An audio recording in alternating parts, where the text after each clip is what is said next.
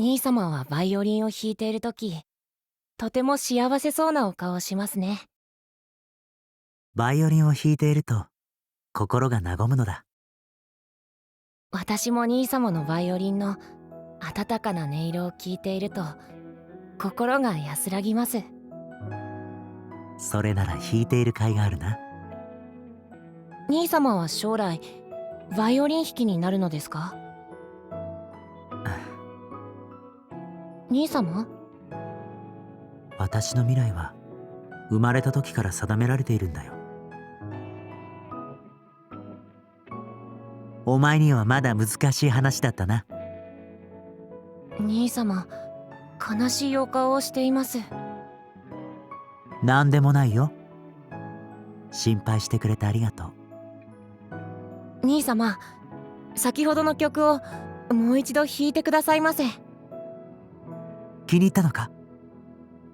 はい、素敵なメロディーですね。ああ、しかしあれが全てのメロディーではないんだよ。この曲は一本のバイオリンでは完成しない曲なんだ。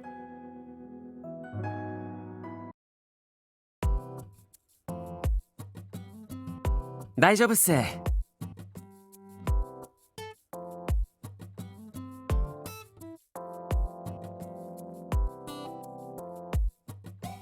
伏見さん何でも作れますよね。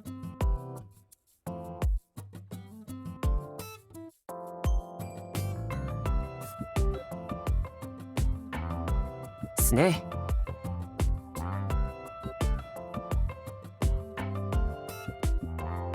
内覧公園のアーサー王とか似合ってましたしね。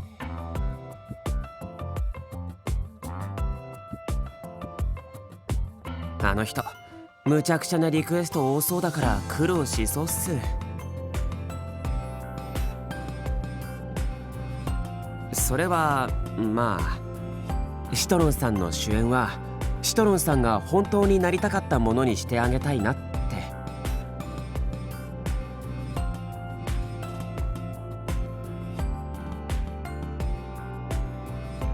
芝居に夢中になったのも王様以外のものになれるからだと思うんすよね。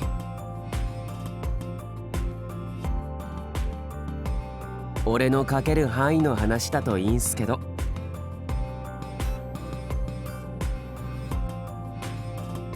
無駄にプレッシャーっす。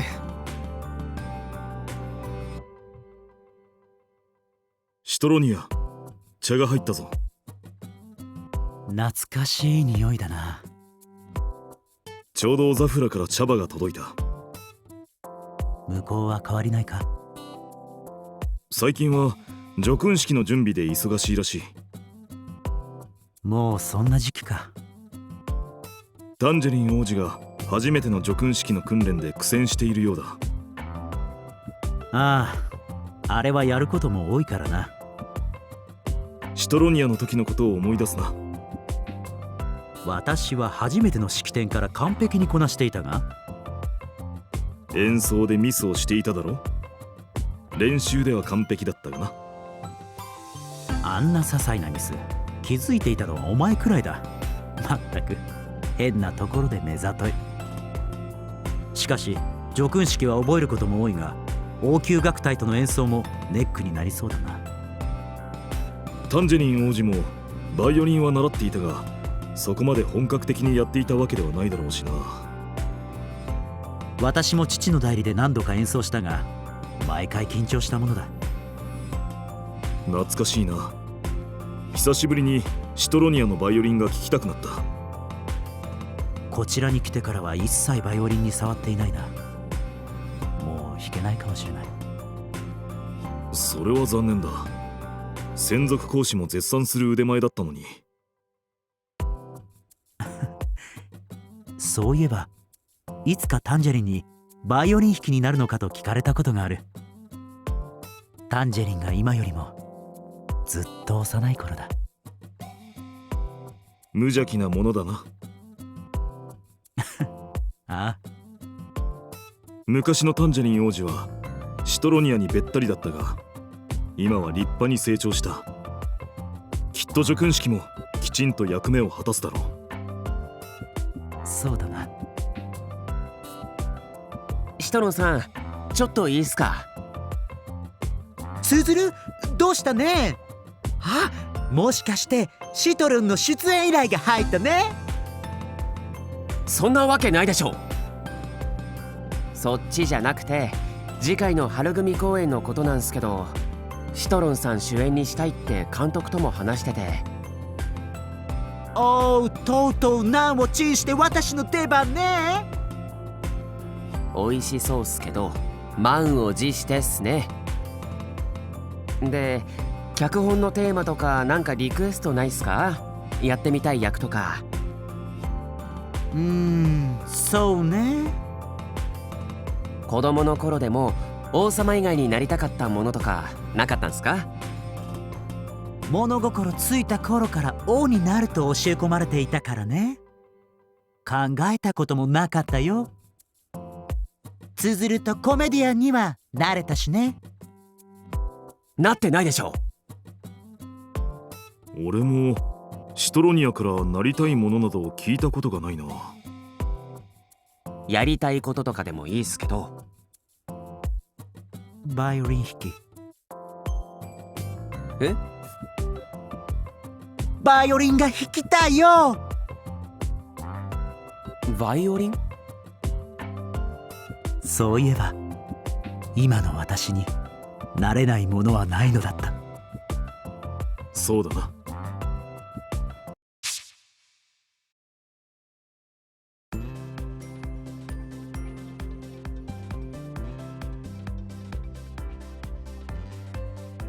はい、今まで主演やってないのはシトロンさんだけですよね。順当でいいんじゃない？これで全員主演やることになるわけだ。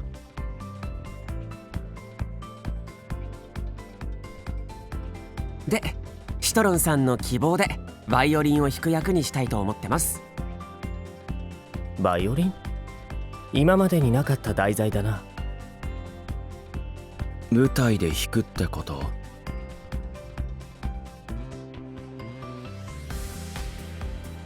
私は毎年ザフランの式典で弾いてたよ。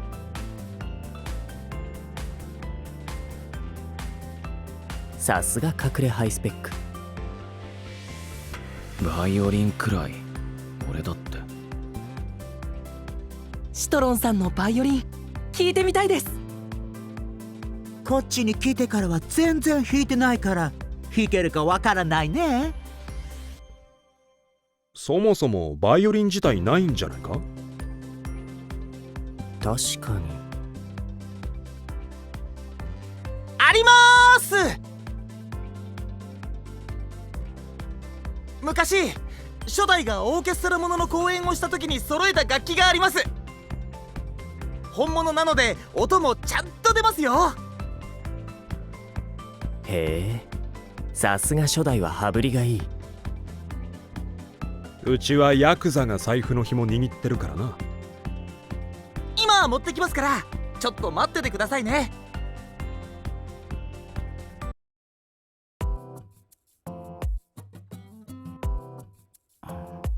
弦は錆だらけだし弓の毛も伸びている。でも割れも剥がれもないからなりそうだ。なんて？割れたり剥がれたりしてないからなりそうだって。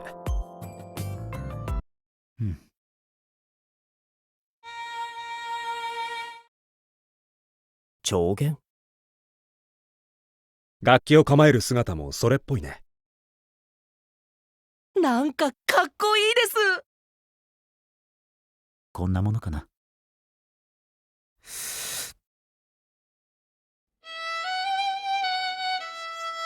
生のバイオリンの音ってこんな音なんですね。っていうか、この曲なんか聞いたことあるような。ずいずいずっころばしごまみそずい。それだ。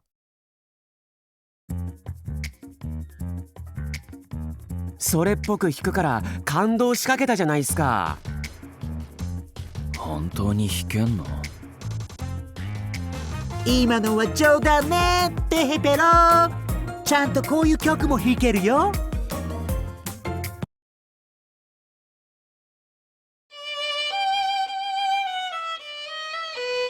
やっぱり前のようには指が動かないか。こんな感じね。シトロンさん、すごいです。本当に黙ってればモテそうっすよね。マジ王子。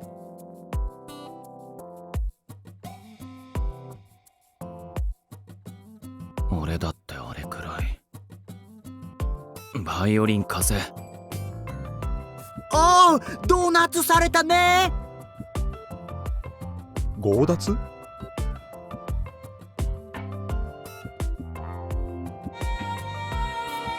音が出た。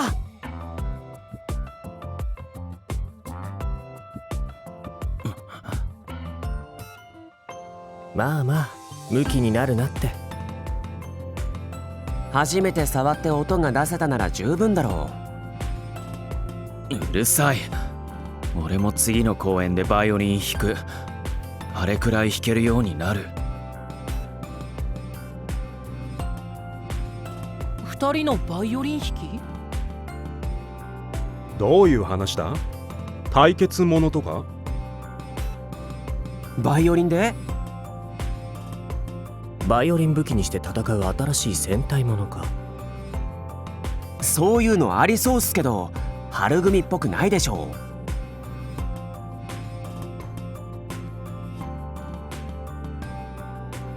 う。バイオリンが弾けるなら何でもいい。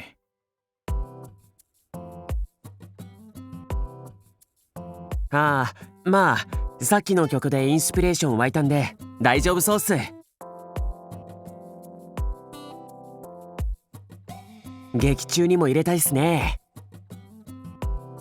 でもあれは一本のバイオリンだけだと不完全な曲ね。どういうことですか？あ、もしかしてデュオかカルテットの曲ですか？ピンポーンだよ。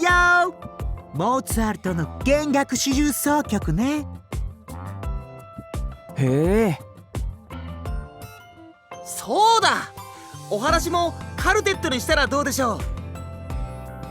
バイオリンが2本、ビオラ、チェロの構成なので人数的にもちょうどいいんじゃないですかね。珍しく支配人が冴えてる。しかも珍しくまともなこと言ってる。私の評価そんなに低いんですか？音楽については私に任せてください。楽器も一通り弾けますから。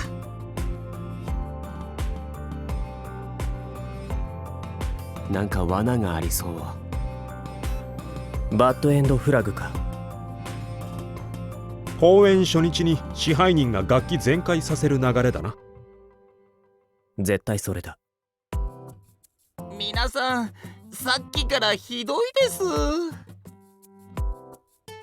みんな心配ないよ。楽器が割れてなかったのはきっと伊助の管理のおかげね。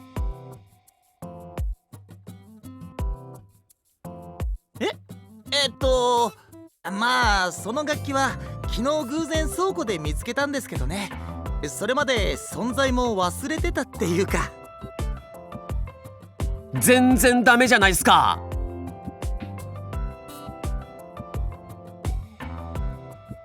でも弾けるのは本当です。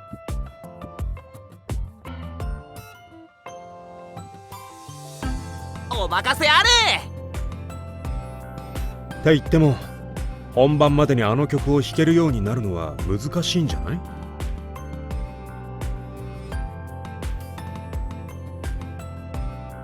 私も教えられるよ。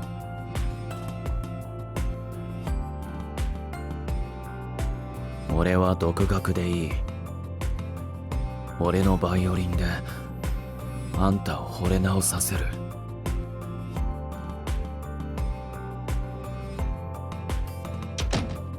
行っちゃった。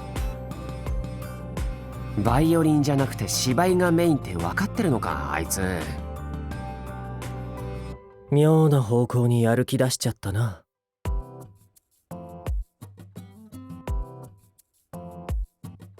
了解っす。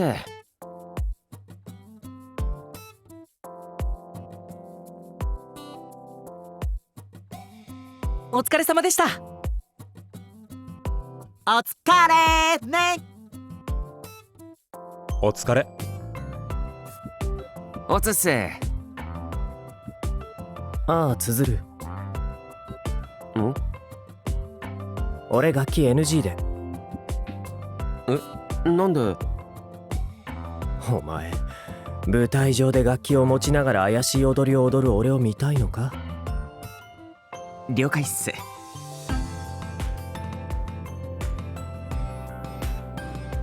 シトロンさん、どうしたんすか？ケースにしまう前にちゃんと楽器の松屋に拭いておくの大事ね。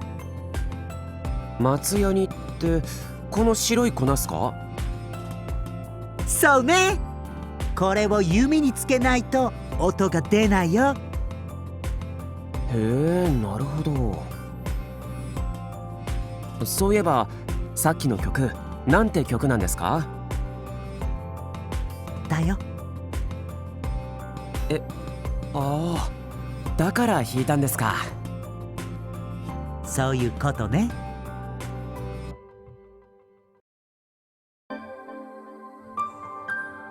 兄様が抜け出したのは確かこのルート。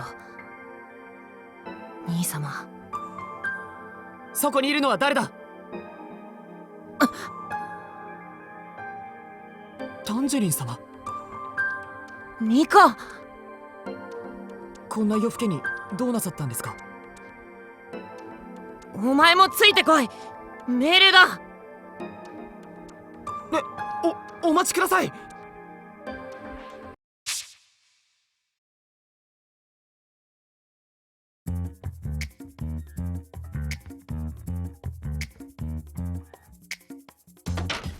監督、脚本できました。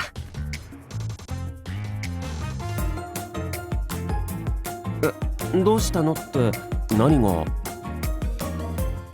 大丈夫か、つづる。なんか壊れてるんじゃないか？いつもと違うな。つづるくん、体調が悪いなら無理せず座っててください。いや別に。さてはつづるの偽物ね。正体を表すよ。何の話っすか？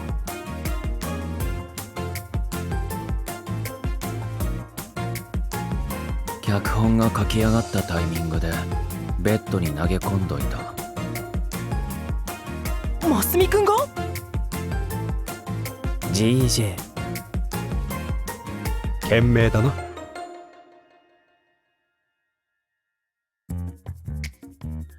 マスミ、つづる検定準1級ね。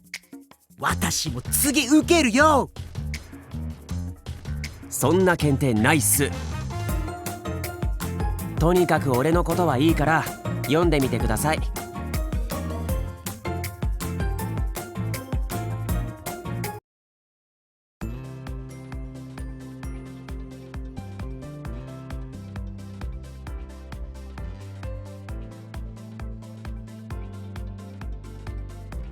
一応ファーストバイオリンがシトロンさん、セカンドバイオリンがマスミで、マスミを準主演って形で考えました。学園ものなんで他のカルテットメンバーは咲夜と俺にして、イタルさんと千景さんには担任教師と講師役をやってもらおうかと。俺がチェロですね。そうそう。で俺がビオラ。この年での高校生役は回避か。先輩の学生服姿とかちょっと見たかったですけどね。何浪してんだよみたいな学生。その時はお前も道連れだけど。俺もファーストやる。いやファーストは一人だけだから。主演の座は渡さないね。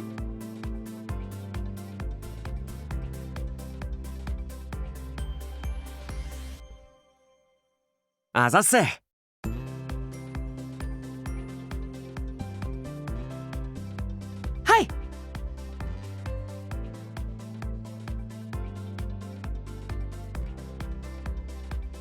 皆さん、全部弦を張り替えて準備しときましたよ。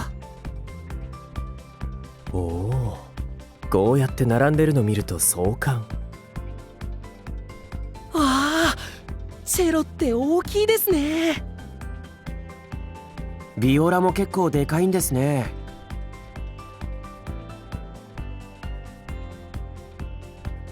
ビオラの大きさはバイオリンと違って個体差があるんですけど、これは大きい方ですね。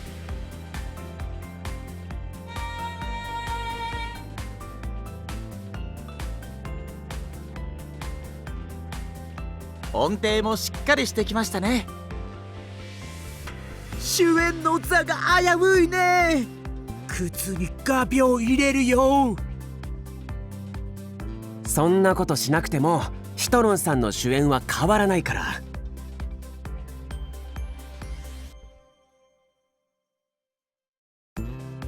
一応シトロンさんだけ舞台の上で生演奏してもらおうかと思ってたんすけど。俺も弾く。こいつに負けない。だからそんなところで張り合うなって。最終的にバイオリンで殴り合うのか。バイオリンからビーム出すとかもあり。そういう話じゃないんで。生で弾くならちゃんとプロに調整してもらった方がいいね。そうですね。誰かお願いできる人を探してみます。稽古中にすまない。シトロニアいるか？どうしたね？緊急事態だ。月岡と庭の手入れをしていて気づかなかったんだが、もうすぐそこまで来ているらしい。来てるって誰が？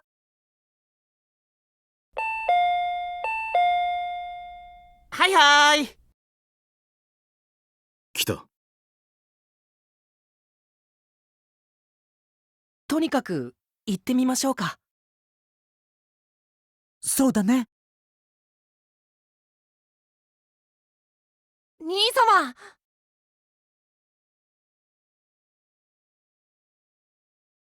突然の訪問をお許しください、シトロニア様。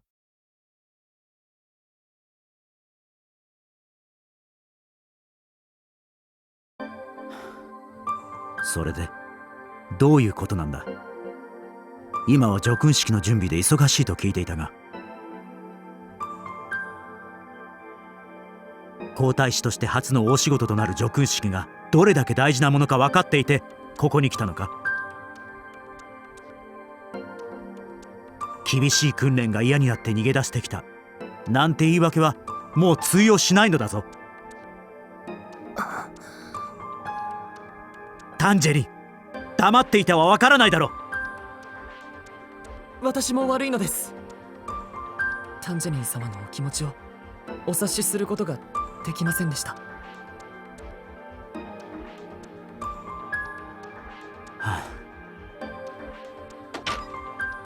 シトロン君、バイオリン職人さんが見つかりましたよ。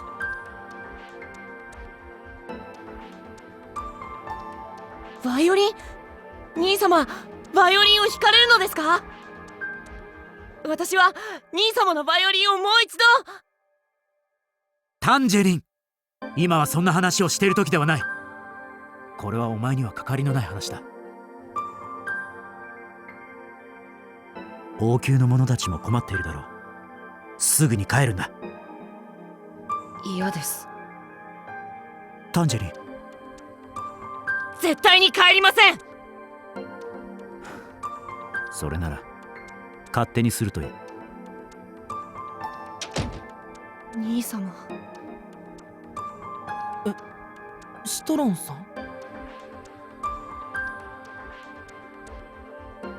ん？なんか話が決裂したみたいだけど。シトロンが帰れっていうのをタンジェリン王子が突っぱねた。なる。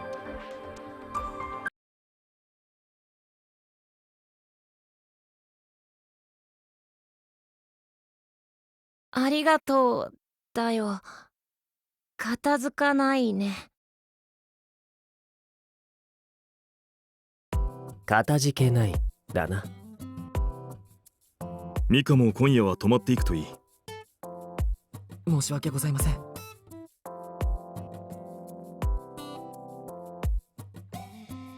そうだな。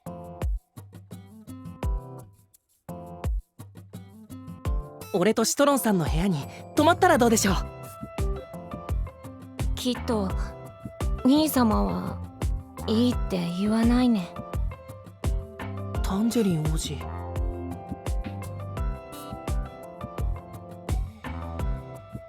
こいつが夜通しゲームしてるから教育上良くない。否定はしない。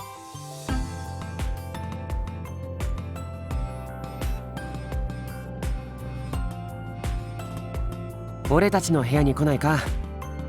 ザフラ語はわかんないけど簡単な意思疎通はできるし。え、泊まってもいいね。やだ。いいだろ。シトロンさんの弟なら俺たちの弟みたいなものなんだから。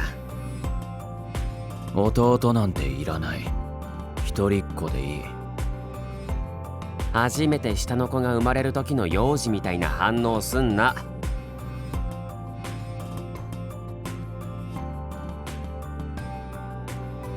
わかった。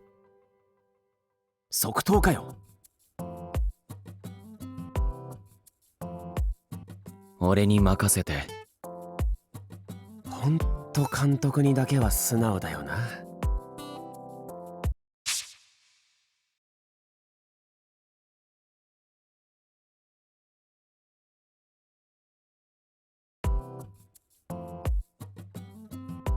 それじゃあこの布団使ってわからないことがあれば聞いてくれ。迷惑かけてご飯くださいだよ。ごめんなさいな。気にすんなよ。おやすみ。おむすび野菜ね。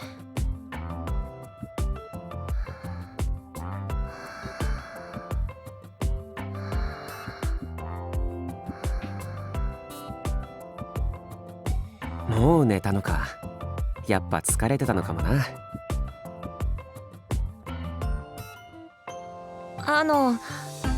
起きてほしいよ。タンジェリン王子、どうした？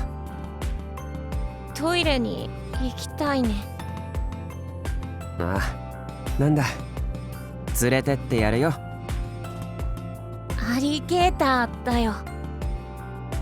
ありがとうだ。なんか弟の小さい頃思い出すな。それじゃおやすみ。おやすみだよ。っておい、そっちはマスミのベッド。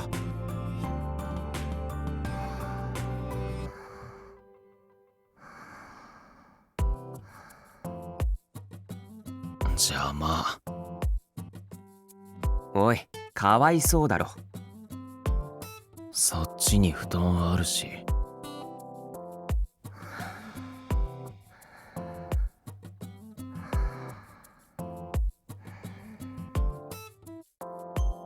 気持ちよさそうに寝てるんだし寝かしといてやれよ。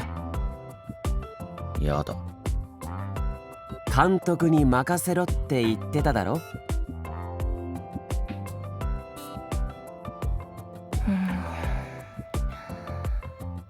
兄様。遠い国に来て人恋しいんだろ。うちの弟もよく俺の布団に潜り込んできた。暑い。どうし。お前の方がお兄ちゃんなんだから我慢しろ。蹴り飛ばしたりすんなよ。っ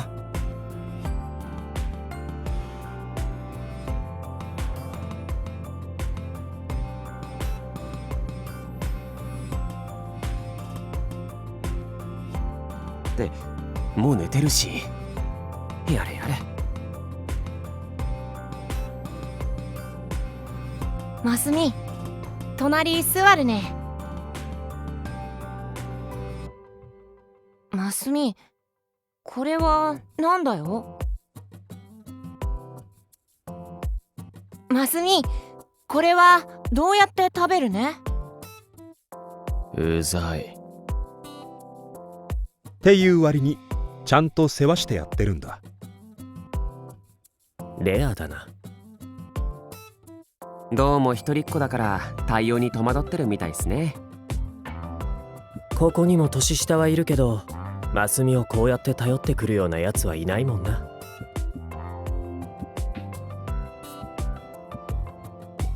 タンジェリン様、本当に帰らないおつもりでしょうか。今は様子を見るしかないだろう。おはようっす。あ、その子が噂の？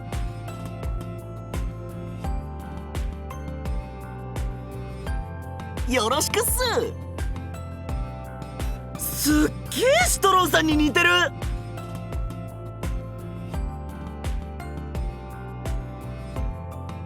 私も手伝うよ。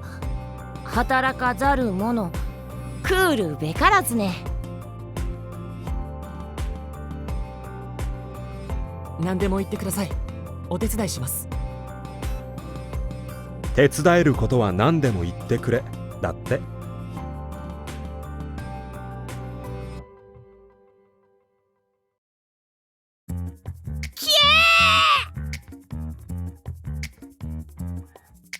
切り捨てごめんだよ。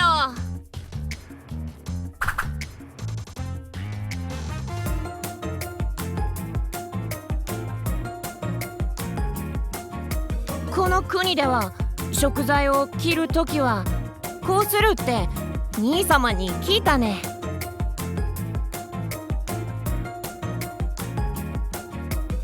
申し訳ございません。これは私が切り直します。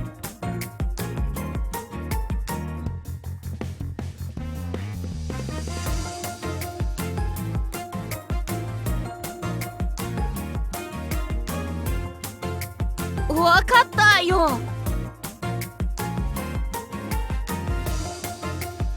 この国では皿は棒の上で回すものって聞いたね。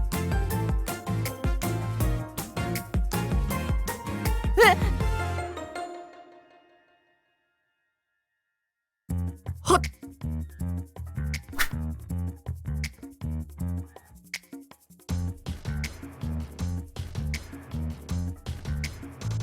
私は何をすればいいね。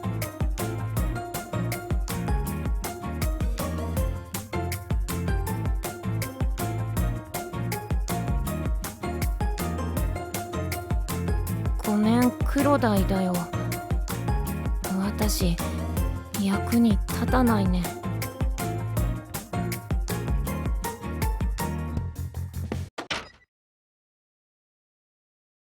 あ、兄様。今までやったことがないのにできるはずがない。お前にはもっと他にやるべきことがあるだろう。早く国に帰るんだ。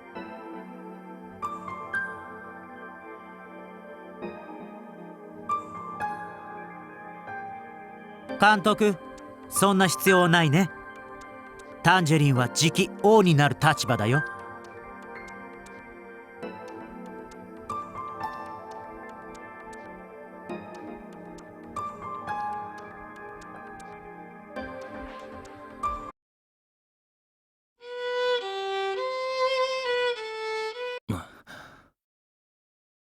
やっぱりここのフレーズが難しい。でもシトロンには教わりたくない。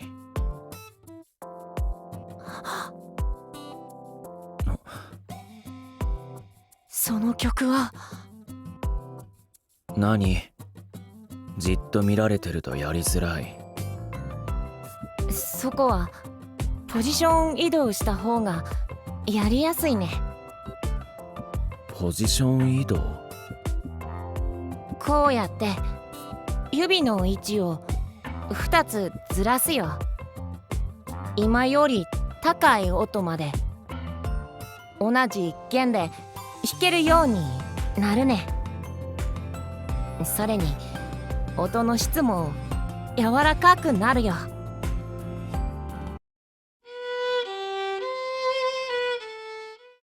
さっきと変わったね。こっちの方が音がいい。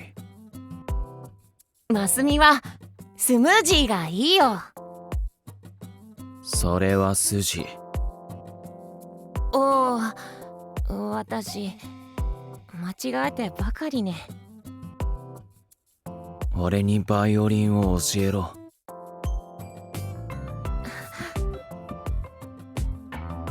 もちろんだよ。その代わりにこの国のこと、お手伝いのこと教えてほしいよ。わかった。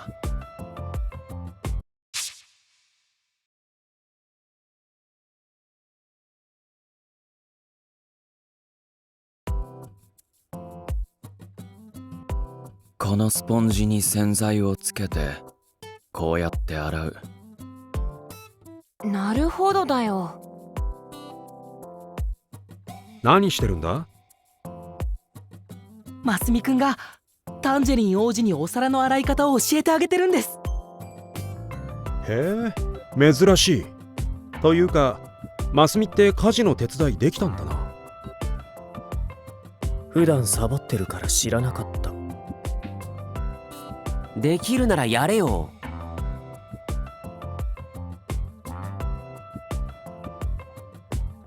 確かに昔のマスミだったら考えられない。なんだか見てると俺まで嬉しくなります。親心だな。いちいちうるさい。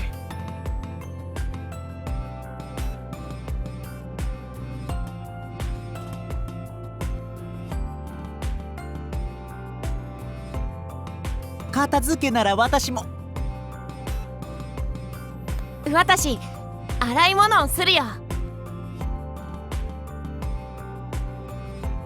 洗い物できるようになったよ。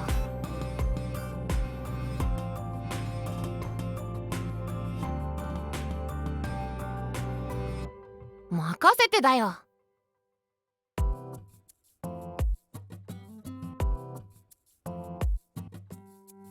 うわっ！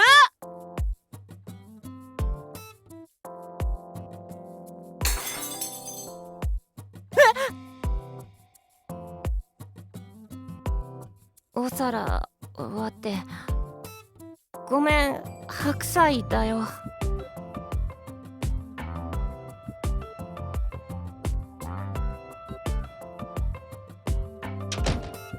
あ、兄様。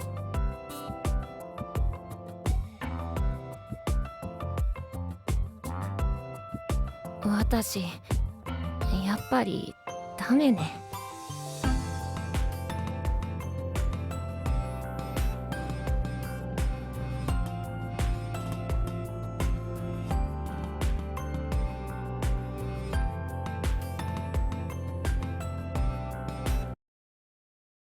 ファーストバイオリンの向井陽太、1年です。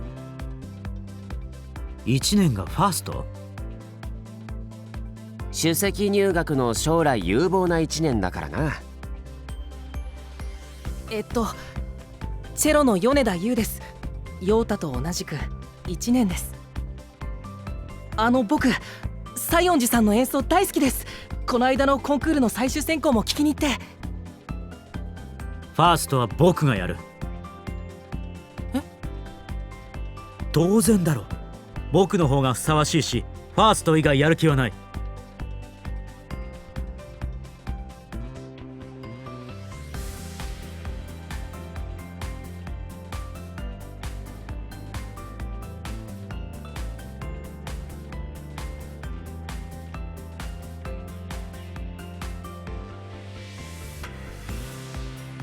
お疲れだよー。お疲れ。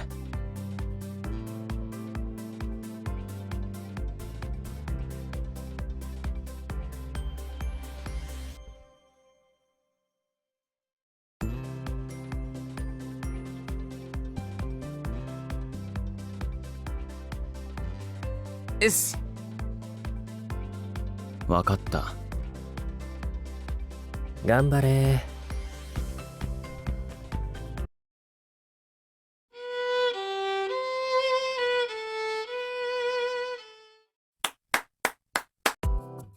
パチパチだよ。マスミ、うまくなったね。もう少し弓を持つ手の力を抜いたらもっと。シトロンの力は借りない。おう、敵にミソは送らない主義ね。しよう。バイオリンに関してはライバルだし、タンジェリンに教えてもらってるから必要ない。あんた、なんでもない。マスミは何も聞かないね。うざい。どうしても聞いてほしいって言うなら聞いてやってもいいけど。おう、マスミは相変わらずクロールね。クール。それだよ。それじゃあ私は風邪ひかないように大胆するね。大惨だし。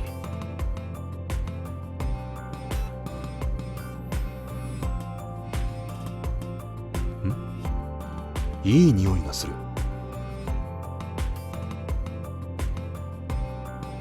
今夜はお世話になっているお礼にザフラ料理を作ろうかと思いまして。へえ、それは楽しみだな。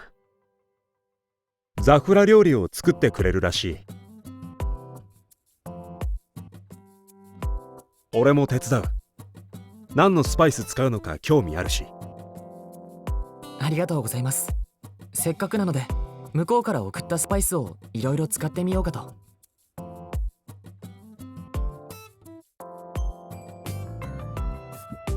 千景さん、前よりさらにザフラ語ペラペラですね。万能すぎ。こ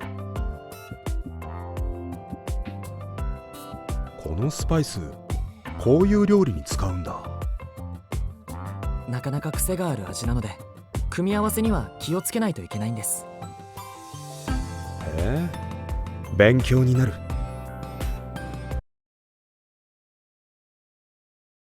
ところでザフラで何があったの？タンジェリン様は子供の頃から大い争いとは無縁ののんびりとした環境で育てられてきました。それが皇太子となった途端、帝王学を一から叩き込まれることになったのです。王になるためのあらゆる知識や振る舞い、それら全てを急ピッチで身につけなければならない。重責に押しつぶされてもおかしくない中、タンジェリン様は大好きなシトロニア様の期待に応えるため本当に頑張っておいででした。けれど過去のシトロニア様の完璧さを知る周囲の者は常にタンジェリン様とシトロニア様を比べるのです。叙勲式の準備中も初めての役目を立派に務めたシトロニア様のことを常に意識させられておりました。タンジェリン様が一番シトロニア様の優秀さを知っているがゆえに追いつけないことに苦しんでおられた。我慢の限界が来たのだと思います。大好きなシトロニア様に甘えたくなって衝動的にここまで来られたのではないかと。シトロンはどうしてタンジャリン王子を邪険にするんだろう。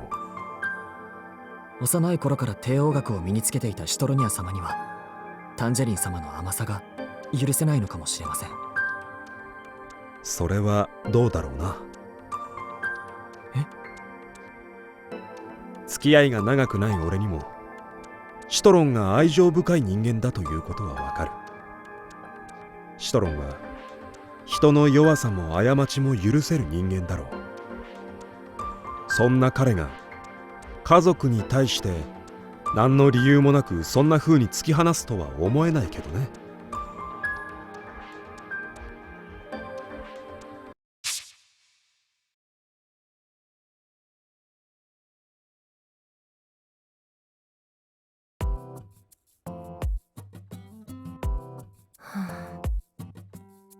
ザフラを出て数週間、兄様ともほとんど話せず、私は一体何をしてるんだろう。おーい。おいでおいで。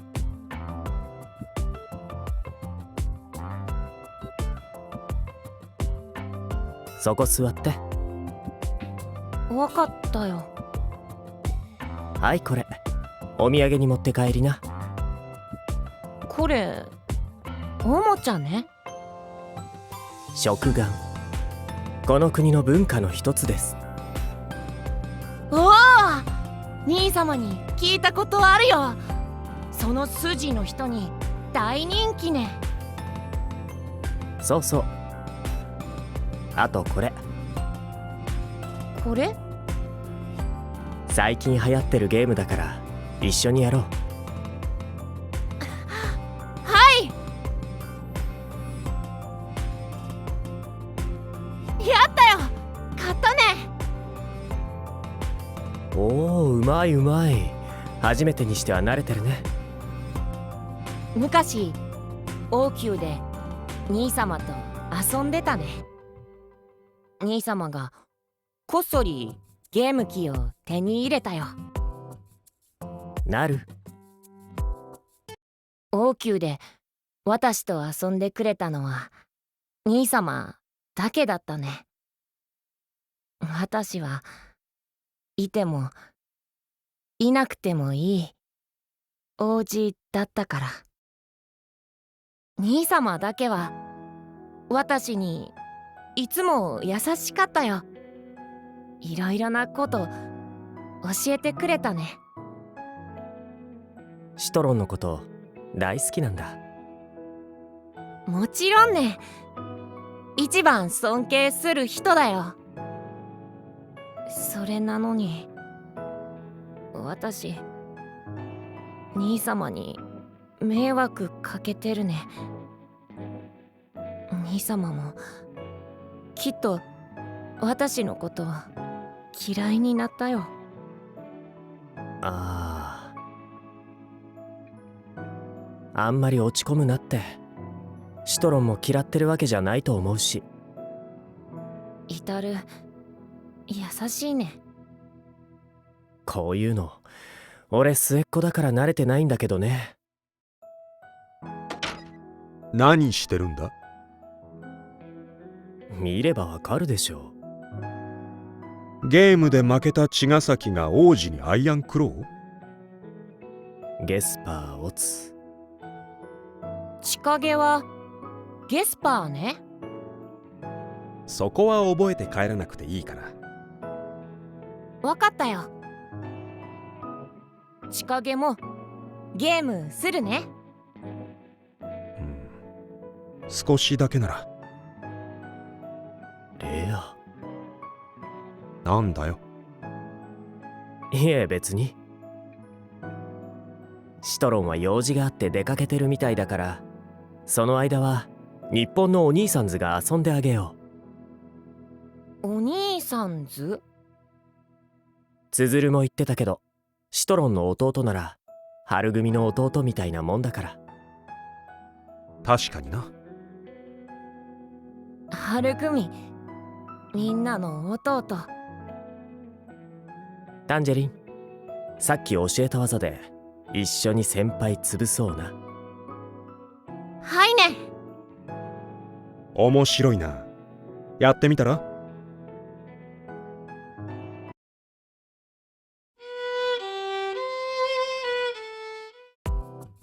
マスミ、また上手くなったね。当たり前。私もゲーム上手くなったよ。千影とイタルに遊んでもらったね。兄様の弟は春組みんなの弟だって言ってくれたね。勝手に俺まで兄にするな。じゃあマスミは弟ね。違う。いいからまたバイオリン教えろ。マスミの音色すごく綺麗になったよ。もう十分ね。まだ足りない。これじゃあいつに負ける。兄様に勝つのは難しいね。それでも勝つ。昔兄様に音楽で大事なのはシャクシャクだって聞いたね。シャクシャク解釈。それね。ただ楽譜を追うだけじゃなくて、作曲家が曲を通して何を伝えたかったのか、自分なりの解釈を演奏で表現するね。芝居と同じだ。今のマスミはまだ楽譜をなぞってるだけに聞こえるよ。偉そうなこと言うならお前が弾いてみろ。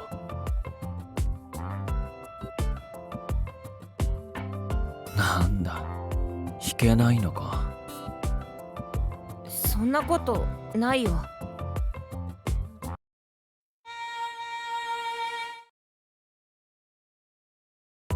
ふん、言うだけあるんだな。でもこれじゃダメね。私が弾きたいのはこんな音じゃないよ。兄様の音を出したいよ。兄様のバイオリンは叙勲を受けた兵士たちを心からねぎらい祝う温かさに満ちた包み込むような音色だったね。私にはそれが足りないよ。もう一度聞きたいな。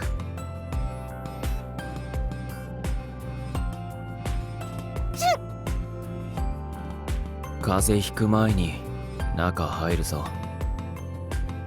分かったよマスミ。この前みたいに一緒に寝ていいね。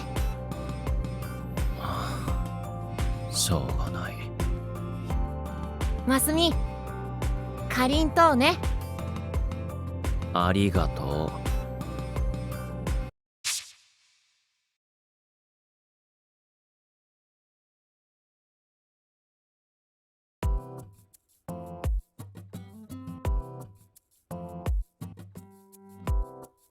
シトロンさん、よかったら合わせてくれませんか？支配人が簡単に弾けるように楽譜をアレンジしてくれたんです。もちろんだよ。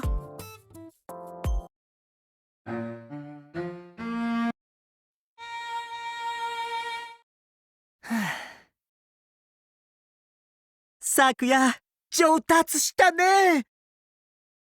でも全然ダメですね。マスミくんみたいに飲み込みが早かったら俺も本番生で演奏できたかもしれないのに。この短期間でそれだけ弾けるようになったら十分だよ。いっぱい練習したね。シトロンさんが演奏するのを聞いた時からこの曲が大好きなので練習するのが楽しいんです。モーツァルトの春。曲名を聞いた時は俺たち春組にぴったりだなって嬉しくて。私にとっても思い入れのある曲ね。春はいつも叙勲式で演奏するよ。いつか自分の人生にも輝かしい春がやってくるはず。定められた運命だとしてもきっとそんな風にいつか来る春を思って演奏したね。春を思って。この国に来て満開カンパニーの春組に入った時は運命感じたね。春組のみんなと出会えたことは私の人生の輝かしい春だったよ。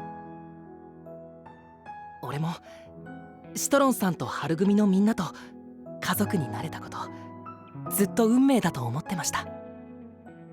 みんな全然違うところで違う生き方をしてきたのに、こんな風に演劇を通じてつながることができた。奇跡みたいな運命だって。本当にそうね。シトロンさんも同じ風に感じてくれてたんですね。なんだか嬉しいです。昨夜も何も聞かないね。タンジェリン王子のことですか？そうだよ。気になってるね。シトロンさんを信じてますから。本当に必要な時は相談してくれますよね。春組のリーダーは本当に頼りになるね。実はつづるくんや監督ともそんな話をしてたんです。みんなシトロンさんのこと信じてますよ。本当に頼りたくなったらお願いするよ。約束ですよ。じゃ電気消すからな。二人ともおやすみ。おやすみ。お悔やみなさいだよ。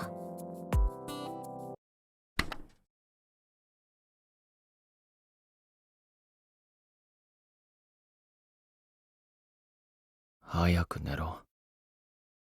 マスミ、私決めたよ。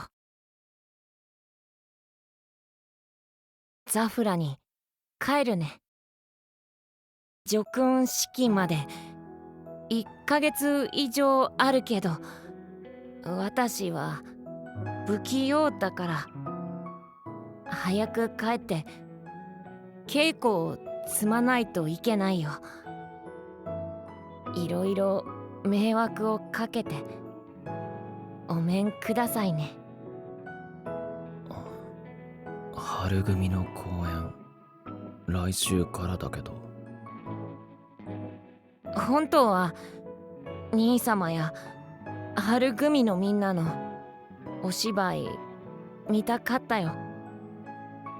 でもこれ以上優しいみんなに甘えちゃダメね。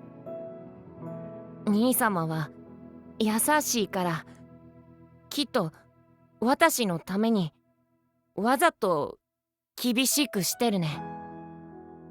本当は私も今ここにいるべきじゃないって分かってたよ。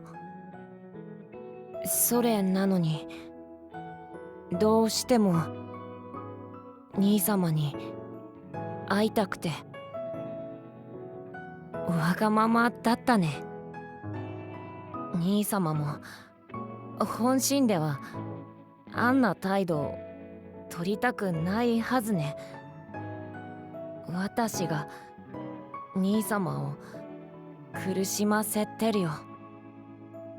私尊敬する兄様のようになりたいね。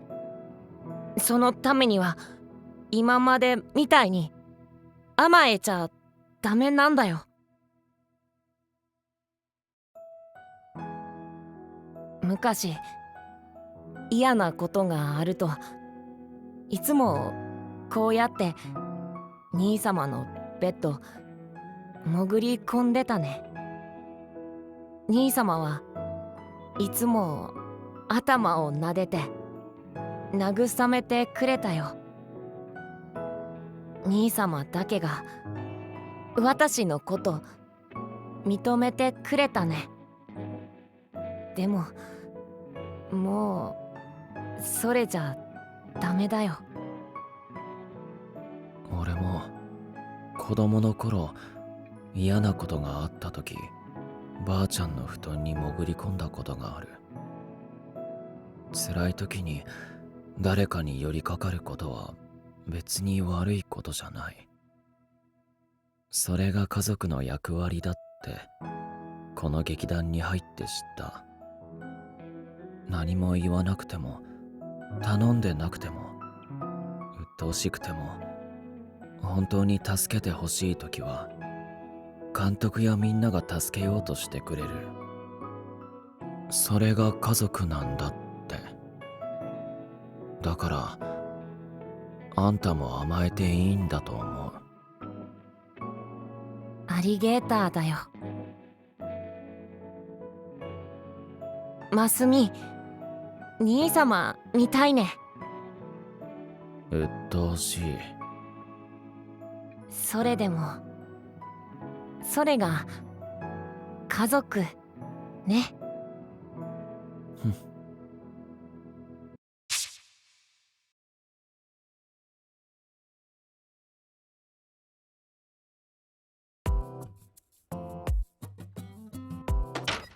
遅よだよ。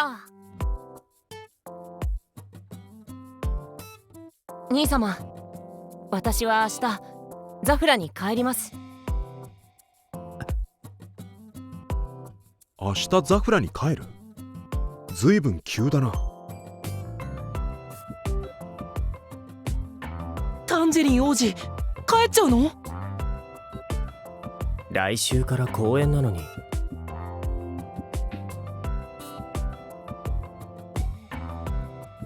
そんなに急がないといけないのか？私出来が悪いから早く帰って叙勲式の準備を進めないといけないね。みんなおこわになったね。お世話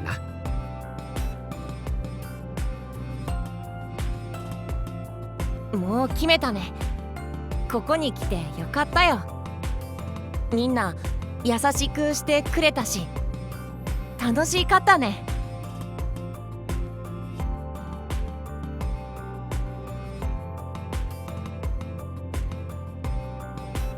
せっかく馴染んできたところだったのに寂しくなるな。じゃあ盛大にお別れパーティーしましょう。そうだな。日本食もしばらく食べられないだろうから今晩はいろいろ作ってやる。俺も手伝いますよ。じゃあお兄さんたちはお土産用意するか。食玩以外な。なら日本伝統のカプセルトイで。お前に任せるとガラクタだらけになるな。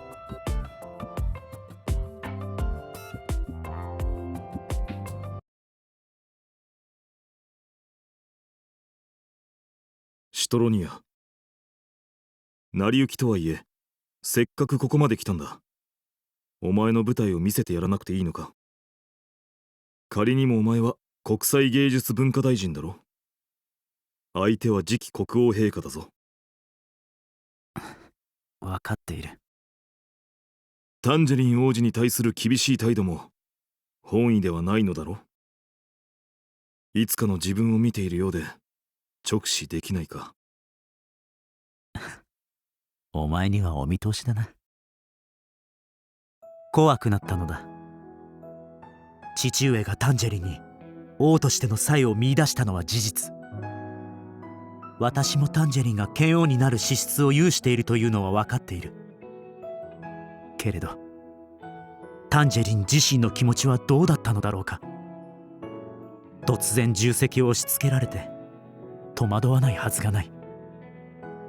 ミカをそばにつけて頑張っているという報告は聞いていたが、タンジェリンを取り巻く環境は決して楽なものではないだろう。私のせいで王位を継ぐことになり、私のせいで比較され苦しみ続けている。タンジェリンには他に夢見ていた未来があったかもしれないのに、それも奪ってしまった。そんなタンジェリンに今こうして大好きな仲間と共に夢を追う自分の姿を見せるのが怖くなってしまった。これからもっと多くの重責がのしかかってくるだろう。それを自覚した時にタンジェリンは私を恨むかもしれない。そう思ったら今までのように接することができなくなった。全てを押し付けてしまった私に兄として接する資格があるのだろうか。しかしタンジェリン王子は今でもお前を愛し心の拠り所にしている。それもまた分かっている。だがどうすべきか分からないのだ。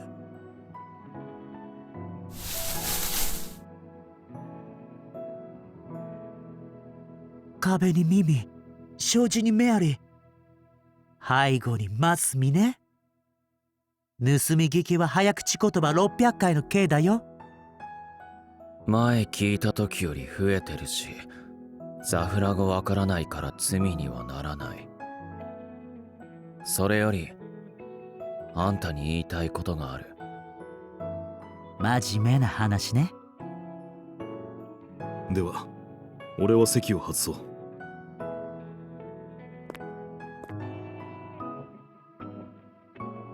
言いたいことって何ね。部屋に置いてるタンジェリンがベッドに潜り込んできて安眠が妨害されてる。なんとかしろ。おお、それは迷惑かけたね。でも明日までの綿棒だよ。辛抱。それに昨日あいつの話を聞いた。あんたを尊敬しててあんたみたいになりたいって。あんたのバイオリンみたいな音弾きたいのに弾けないって。あいつにあんたのバイオリン聴かせてやれよ。あいつは王になるのが嫌で逃げ出してきたわけじゃない。ただほんの少し背中を押してもらいたかっただけだ。他の誰でもなくあんたに慰めて応援してもらいたくてここまで来たんだ。あいつを信じてやれ。あいつはそんなに子供じゃないしあんたの考えてることも分かってる。意外としっかりしてる強いやつだと思う。マスミ、やっぱり早口言葉600回の刑ね。なんでだよ。つづるはどのくらいビオラが弾けるようになったね。つづる？おととい合わせてみたけど昨夜と同じくらい。とても舞台の上で生演奏できるレベルじゃない。十分ね。昨夜とつづるに楽器を持って劇場に来るように伝えてほしいよ。二人に、それからマスミに助けてもらいたい時が来たよ。今日は稽古オフの日だろ。ノーノーノー、稽古じゃないよ。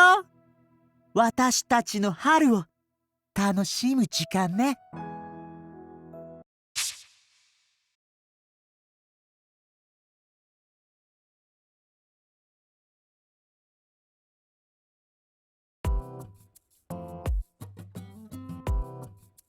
ここにもいないね。あ、監督。マスミ知らないね。いろいろとお世話になった。お礼言いたいよ。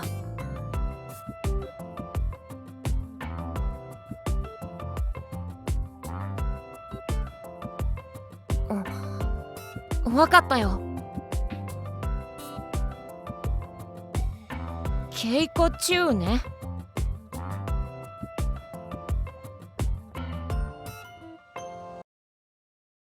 みんな調弦するね。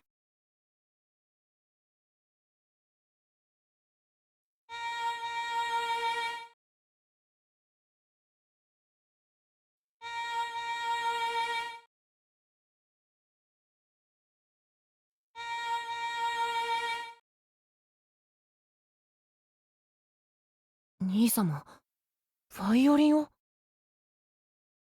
タンジェリン、不安にさせてすまなかった。お前に全てを押し付けた私が以前のように兄として接していいのか迷っていた。もし憎まれていたらと思ったら正面から向き合うことが怖くなってしまったのだ。お前には私にはない素晴らしい資質がある。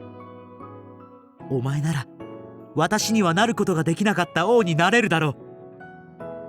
私は誰よりもそう信じているよ。兄様。もしまだ今の私にお前の背中を押すことができるなら受け取ってほしい。行くね。はい。いつでも。よし。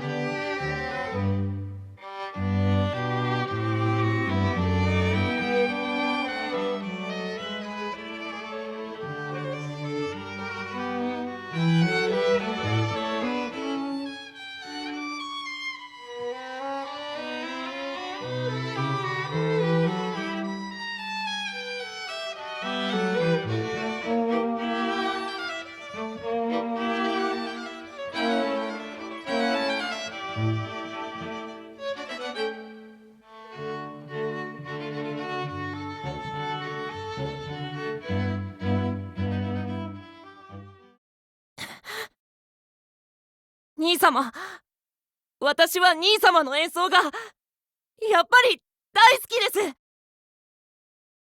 タンジェリン、まだ国に帰るな。叙勲式の準備はお前なら心配いらない。必ずやり遂げられる。だから初日だけでも春組の公演を見に来てほしい。私の芸術大使としての仕事ぶりを陛下の代わりに視察するのもお前の役目だろ。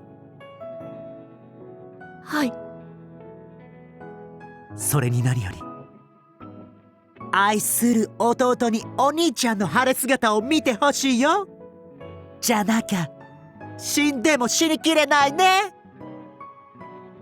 兄様。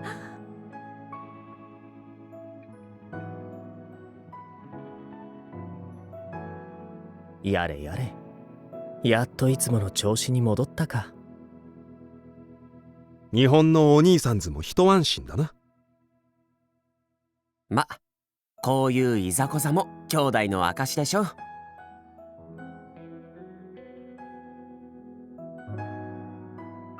そうですね。ねえ、俺の演奏どうだった？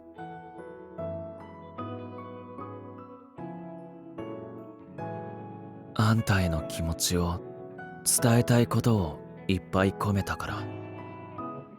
音楽はただ楽譜をなぞるだけじゃダメなんだって。曲を自分なりに解釈して表現することが大事だってタンジェリンに聞いた。芝居と似てると思った。台本をただなぞるだけじゃダメで、何をどう表現するかが大事。あんたと出会えたことが俺の人生にとっての春だったから。だからそれを表現したかった。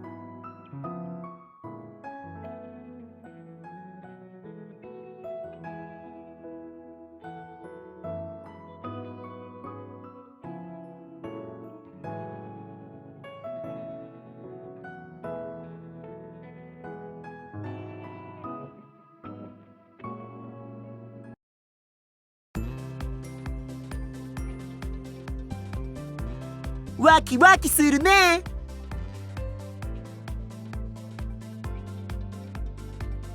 兄様、兄様の姿をしっかり目に焼き付けていきますね。舞台の成功を心よりお祈り申し上げます。二人の応援のおかげでやる気もムキムキだよ。エンジンはどうしますか？昨日夜通し考えたね。伝統的なフォーメーションだよ。嫌な予感がする。同じく。まずイタルは一番端でこうね。千影はもう片方の端でこうだよ。つづる、ますみはここで、咲夜はこうね。これって戦隊ポーズだな。なんで？私満開レッドやるね。ますみにも譲らないよ。いらないし。満開レンジャー参上ってポーズ取るよ。閉まらない。みんな今回はいろいろ心配かけてごめん草津だよ。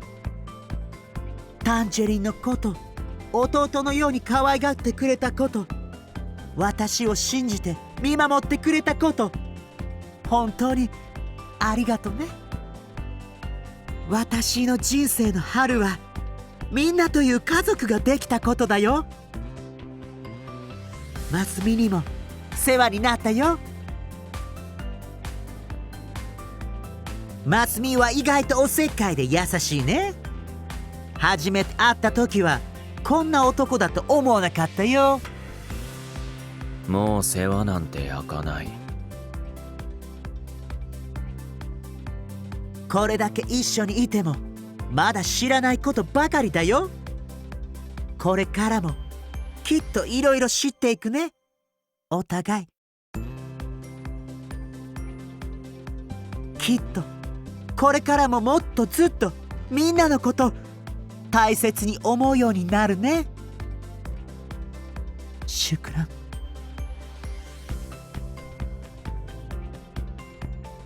それじゃ行くね。満開レンジャー参上。参上。参上。参上。やれやれ。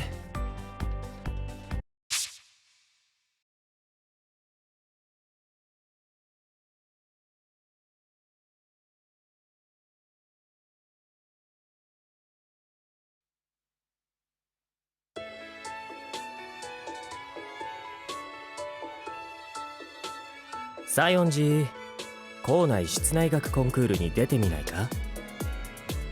僕が？なぜですか？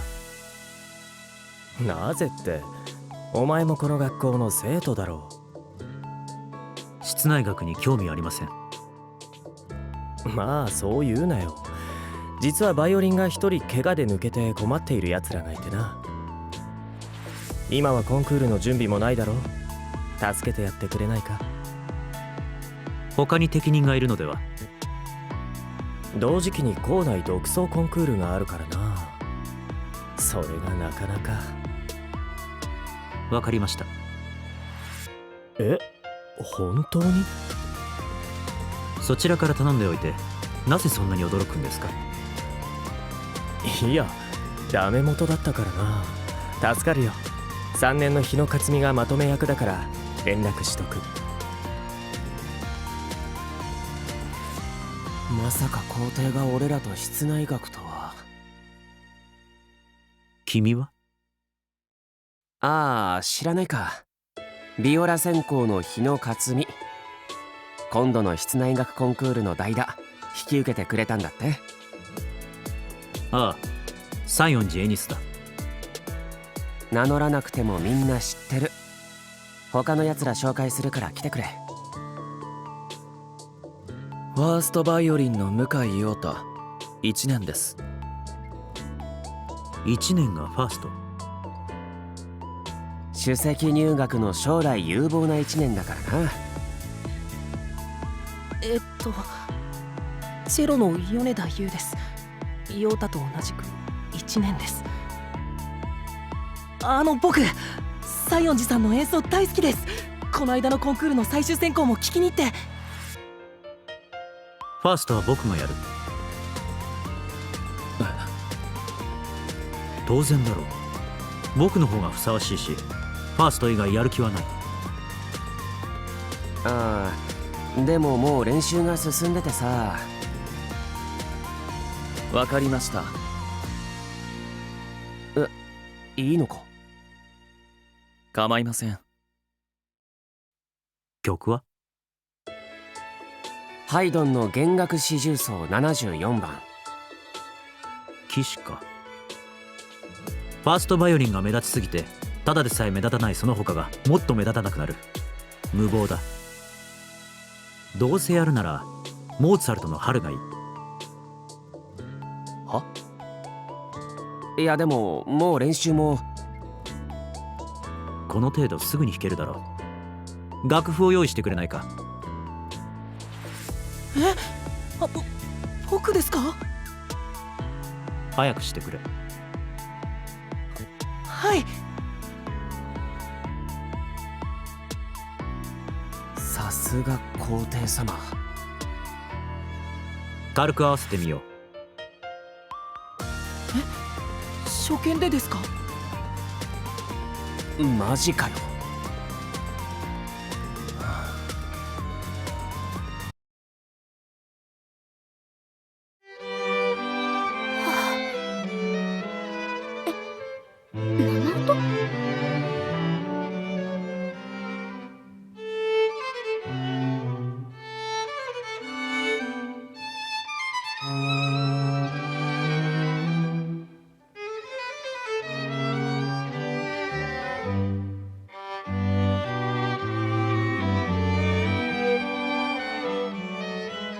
すげえ。この音圧倒的すぎる。これが皇帝の音楽。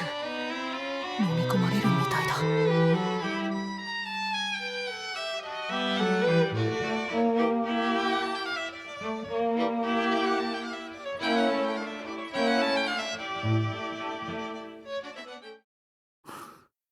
話にならない。勘弁してくれよ。あんたと同じようになんて無理だ。練習してくるように。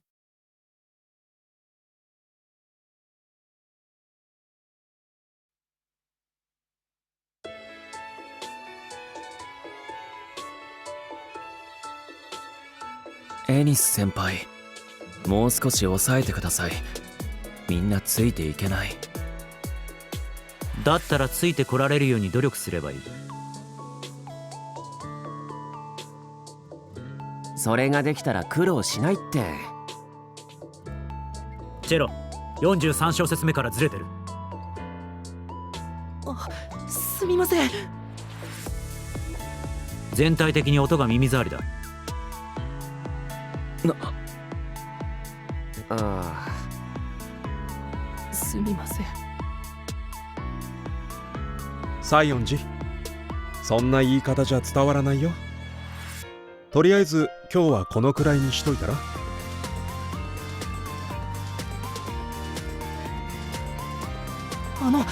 エニス先輩。失礼する。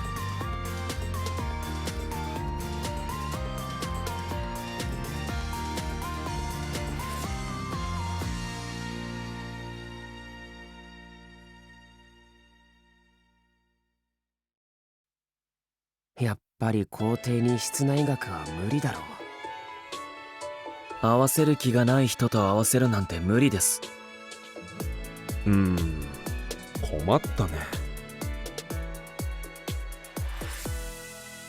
僕、今回のコンクールは降りるよ。はあ？何言ってんだよ。一緒に出るって約束しただろ。僕じゃ足手まといだ。エニス先輩のことなら降りるのは先輩の方だろ。エニス先輩の音は本物だし完璧だよ。合わせられない僕の方が悪いんだ。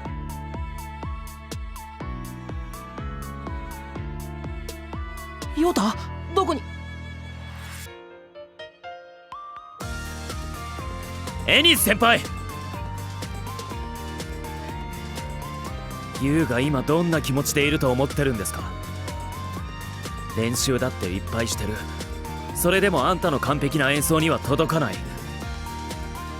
どんなに頑張ってもあんたの演奏に押しつぶされる。理解できない。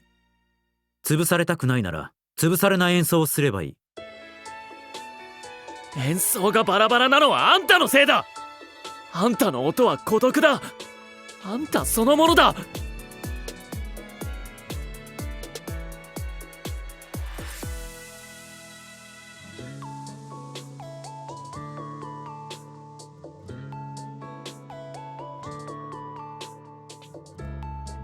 練習をサボるなんて用たらしくないよ。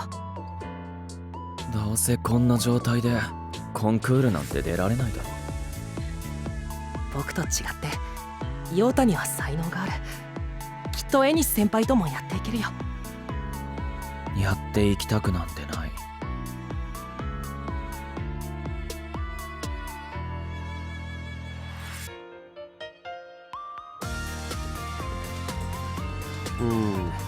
1年2人は休みか。じゃ今日は解散ってことでお疲れ。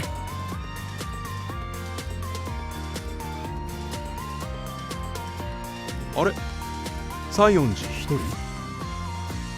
音が孤独だと言われました。孤独？そんなことを言われたのは初めてです。僕の演奏は完璧だ。足りないところがあるとは思えない。少なくとも四重奏の曲は一本のバイオリンでは演奏できないよ。西園寺の演奏だけじゃ足りないんじゃないかな。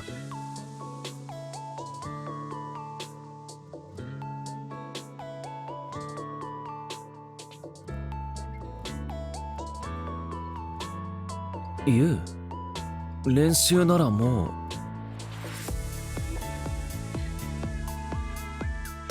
エニス先輩、なぜ練習に出てこない？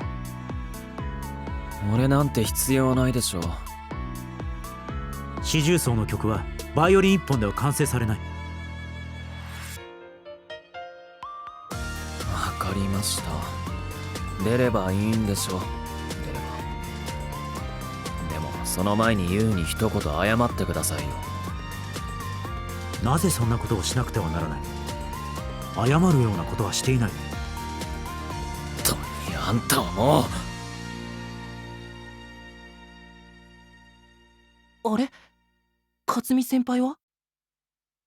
このところ姿を見ない。どうせまたあそこでしょ。よしゲット。ほら。あれ、どうしたのみんな。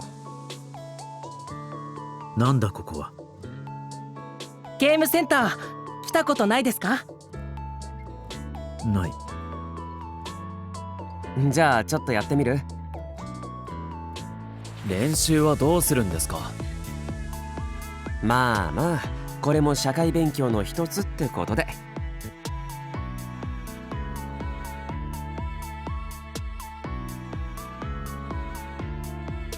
このボタンを押せばいいのか。クレーンゲームやる工程ってレアだな。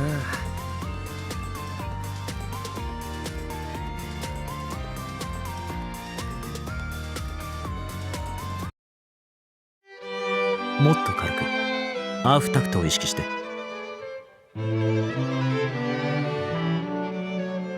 セカンドはもっと前に出て、この前の勢いで。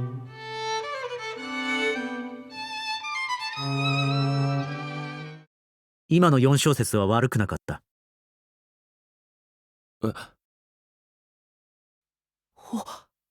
本当ですか？ああ。珍しい。4小節だけでしょ。でもすごい進歩だよ。確かに。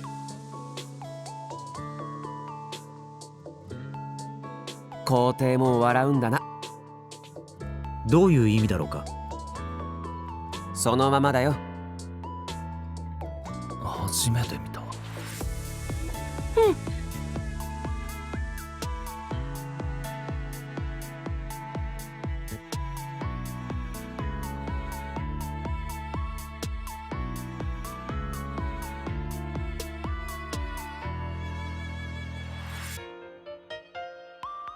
いやーお疲れ。慣れないこと頼んですまなかったな。あれ聞いてないか？日野たちのカルテットの怪我したって言ってたやつ、あいつの経過が良くてコンクール間に合いそうなんだってさ。ああ、それと東條先生が呼んでたぞ。後でレッスン室行ってみてくれ。わかりました。失礼します。ああ、西園寺か。話というのは？いや、今度の国際コンクール、西園寺も考えてみたらどうかと思ってね。毎年カラーが違うからって見送ってたけど、今年はやってみてもいいんじゃないかな。だいぶ演奏も変わってきたし。まあカルテットの方もあるとは思うから、軽い気持ちで。やります。でも向こうの練習もあるんじゃない？問題ありません。助っ人はもう必要なくなったらしいので。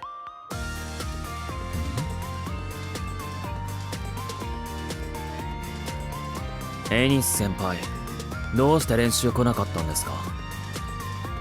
バイオリンは3人も必要ないだろう。あいつの怪我のこと。失礼する。待ってください。今さらエニス先輩が抜ける必要ないでしょ。もともと室内楽には興味がなかったんだ。コンクール頑張ってくれ。やっぱりあんたは孤独だ。楽しいって思ってたのは俺たちだけなのかよ。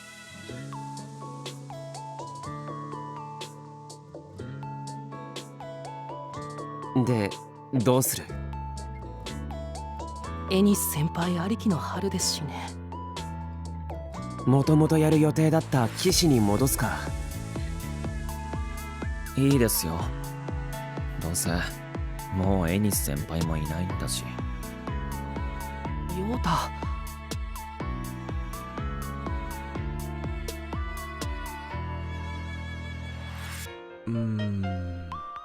演奏が元に戻ったね。元に？ガチガチの完璧主義、真面目で硬い。いつもより身が入ってないし、今回のコンクールはやっぱりやめとこうか。音が足りないんです。いくら弾いても頭の中を流れる音楽に音が足りない。思い描いてる音楽にならない。欠けてるんです。だったらそれが見つかるまでは練習しても無駄かもしれないね。今日はもう帰りなさい。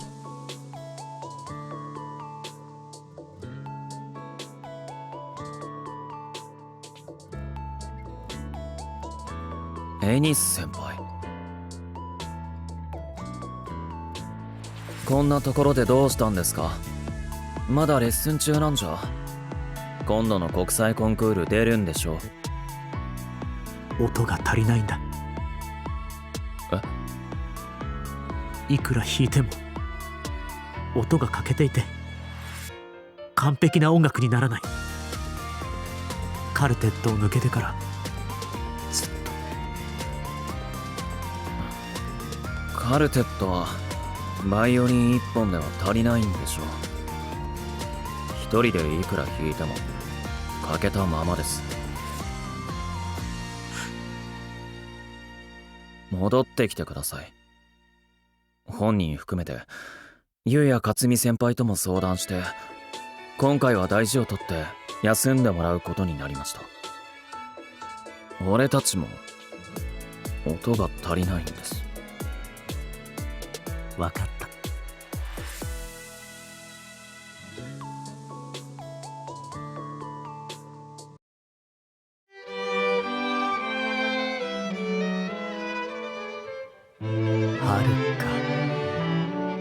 あの皇帝がカルテットなんてどうなるかと思ったけど、なかなか面白いことになったものだね。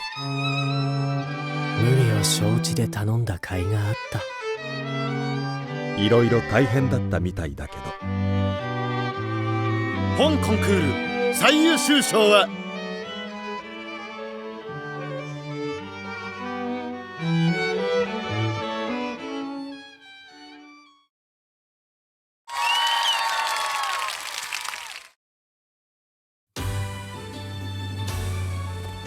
兄様、兄様はやっぱりすごいです。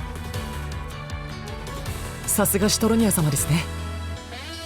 どんなところでも輝いていらっしゃる。やりきったみたいだな。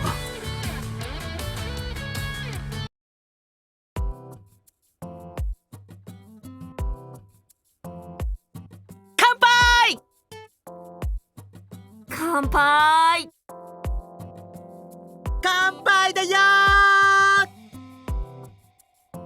なんか多国籍だな。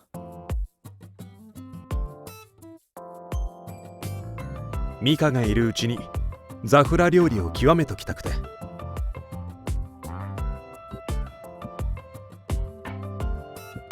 あ、これケバブっすか？うまそう。スパイスで炊き込んである。日本料理もいろいろあるぞ。私好きね。すき焼きな。日本料理は食べ納めだろうからたくさん食べるといい。はい。ちょっと作りすぎちゃいましたかね。ま、大丈夫だろう。美味しいです。おい、おかわりっす。確かにどんどん減ってく。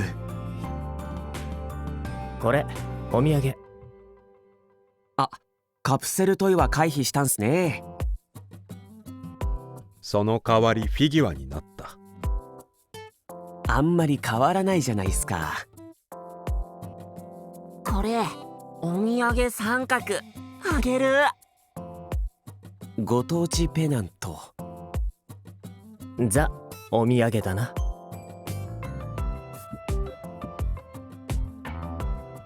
私からはこれね。この国の大人も子供も夢中になる代物だよ。プラモデル。さすがシトロン、分かってる。っていうか、こんなのばっかりあげてたら日本のイメージが。外交大丈夫か？それにしても公園のカルテットすごく良かったな。音楽がピカピカして綺麗だった。兄様もマスミもつづるもさくやもすごかったね。当たり前だ。ありがとうな。タンジェリン君に見てもらえてよかった。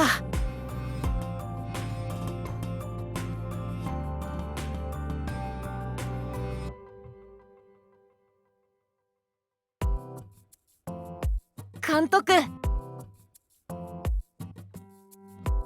寮に泊めてくれたことありがとうだよ。すごく楽しかったよ。今回の公演も素晴らしかったね。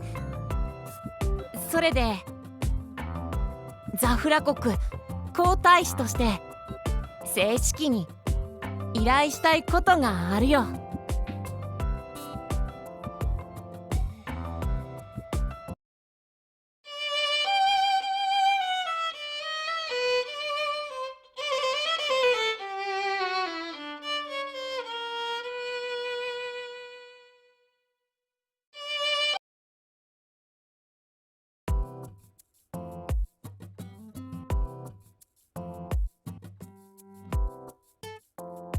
私も楽しかったよ。バイオリン弾きのリクエストを聞いてくれたつづるに感謝ね。春を春組で演奏できることが本当に幸せね。それにタンジェリンに見てもらえたことも嬉しかったよ。今から千秋楽が来るのが寂しいね。あと2000回公演くらいしたいよ。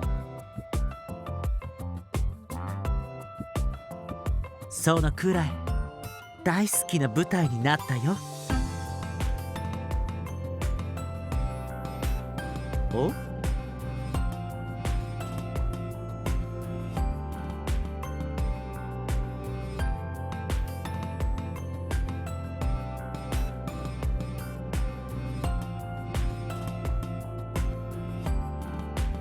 監督、それって最高ね。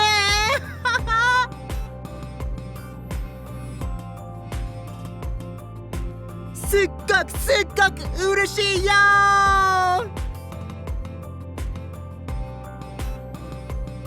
やっと正式に芸術を爆発大臣のお仕事できるよ。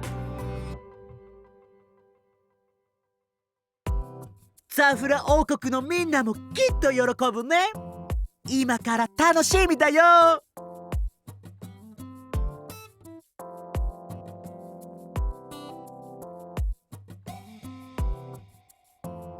私の旅はまだまだ続くよ。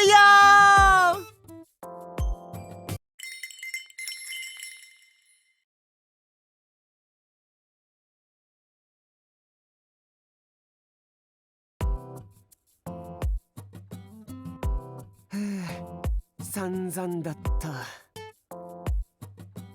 あの珍味料理屋はすごかったな。まだ口の中がヒリヒリする。さすがタドルさんはいろんな場所を知ってますね。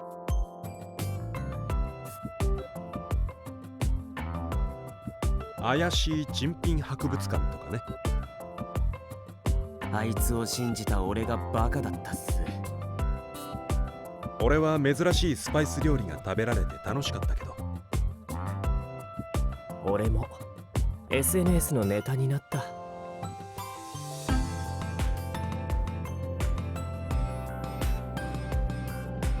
冬組がオペラ座を演じた舞台、あれから改築したんですよね。あの劇場かなり豪華だったよな。改築してどうなってるか楽しみだ。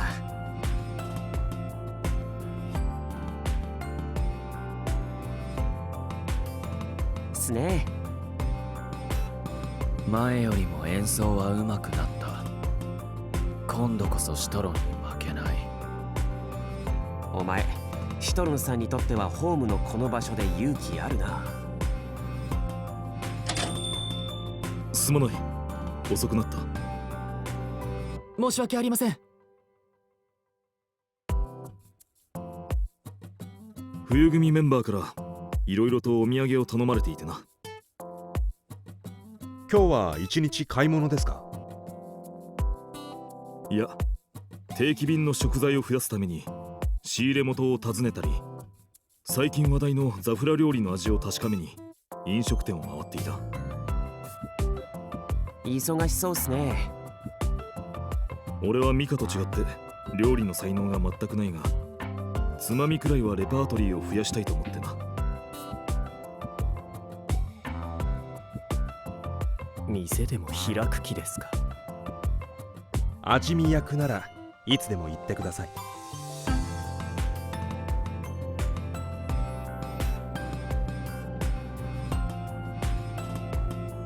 ああ、一日がかりだからな。夜遅くまでかかると思う。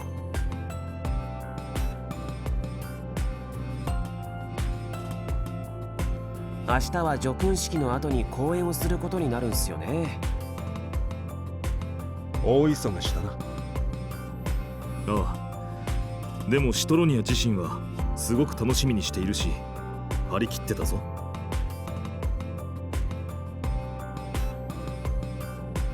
ザフラ王国の皆さんに楽しんでもらえるように頑張りましょう。ああ。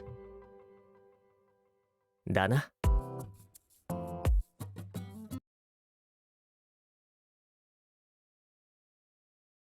緊張してるのか？すみません。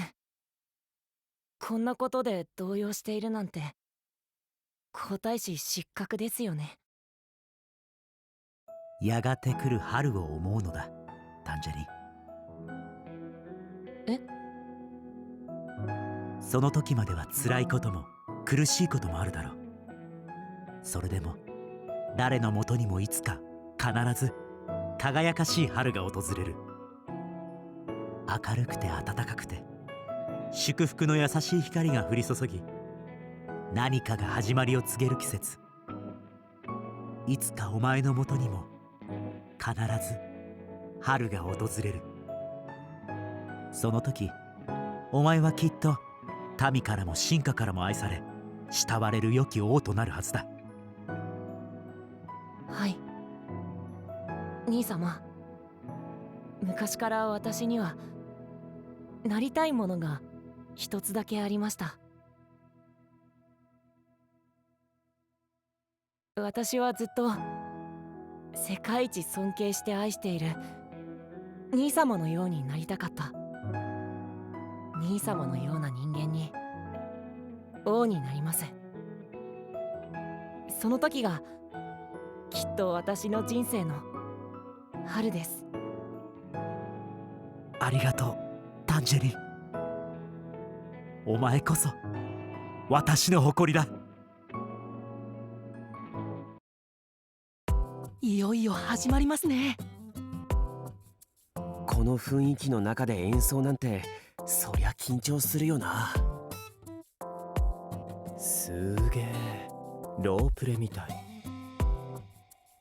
出たゲームの。ではこれより叙勲式を始める。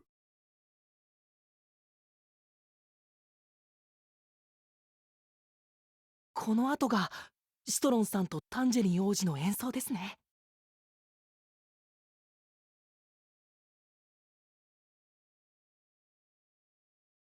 あれ、シトロニア様じゃないか？シトロニア様？今年はタンジェリン様とお二人でバイオリンを演奏なさるのか。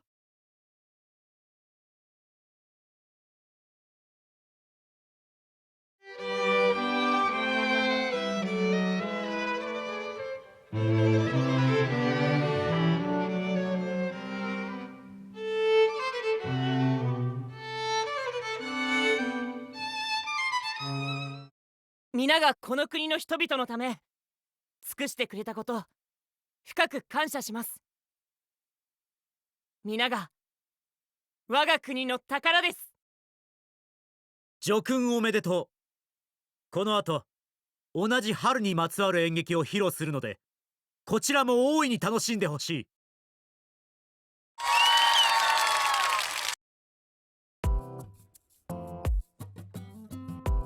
だから意外としっかりしてる強いやつだって言ったんだ。なんでもない。シトロニア、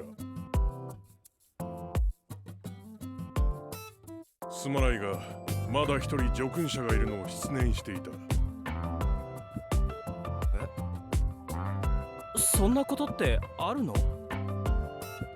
ガイ錦、長くシトロニアに仕え、日本との外交の架け橋となった功績を称する。ここへ。お前がねぎらってやれ、シトロニア。弾いてください、兄様。では。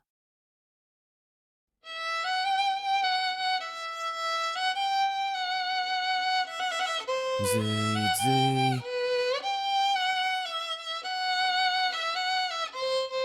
い。またか。不思議な曲だな。これが日本の曲か。春ではないのか。お前のためにはまだ春は引かない。ということはいつかは引いてくれるのだな。お前が無事役目を終えたらな。気の長い話だ。本当にそんな約束が守れるのか。問題ない。私は確実にお前より長生きするからだ。楽しみにしていよう。